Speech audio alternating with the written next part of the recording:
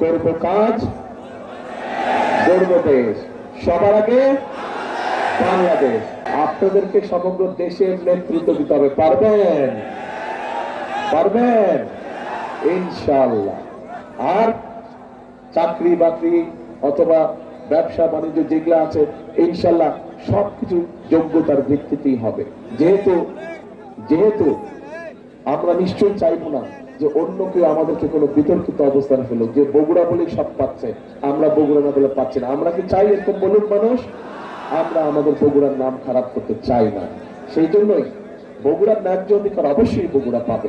Sunshine আটা ময়দা সুজি, ভালোবাসায় তৈরি। বগুড়ার ন্যায্য অধিকার অবশ্যই বগুড়া পাবে, কিন্তু একই সাথে আমরা খেয়াল রাখবো আমাদের ন্যায্য অধিকার পেতে গিয়ে অন্যের ন্যায্য অধিকার যাতে আমরা নষ্ট না করি, অন্যের ন্যায্য অধিকার থেকে তাকে যাতে আমরা বঞ্চিত না করি, এই বিষয়টি আমাদেরকে অত্যন্ত সতর্কভাবে খেয়াল রাখতে হবে।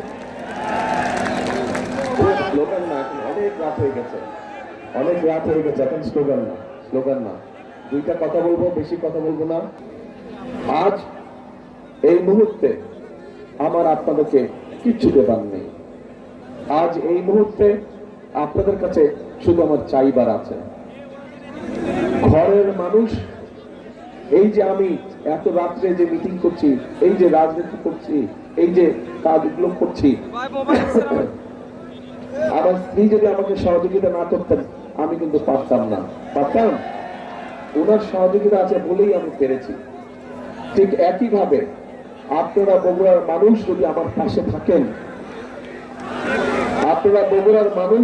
পাশে থাকেন, আমাকে যদি মানসিকভাবে শক্তি সমর্থন আপনারা দেন, তাহলে ইনশাআল্লাহ আমরা বাংলাদেশকে আগামী দিনে একটা সুন্দর, ভালো, শক্তিশালী অবস্থানে নিয়ে যেতে পারবো।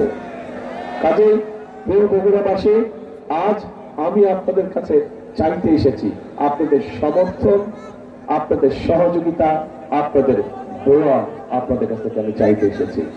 এবং এই সব কিছুর সাথে যেই কথাটা আমি সব জায়গায় বলি, যতগুলো নির্বাচনী সভায় গিয়েছি সব জায়গায় বলি, কারণ এই কথাটি আপনাদের আরেক সন্তান সবসময় এই কথাটি বলতেন।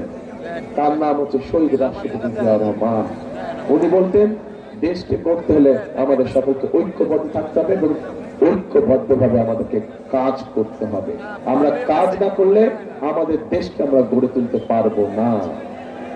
কাজেই ওনার কথার সাথে মিল রেখে আমি একটা কথা বলি, সবসময় প্রত্যেক জায়গায় বলেছি, সেই কথাটা হচ্ছে করব কাজ, গড়ব দেশ, সবার আগে বাংলাদেশ। আবার বলি, করব কাজ, সবার আগে বাংলাদেশ, ইনশাআল্লাহ।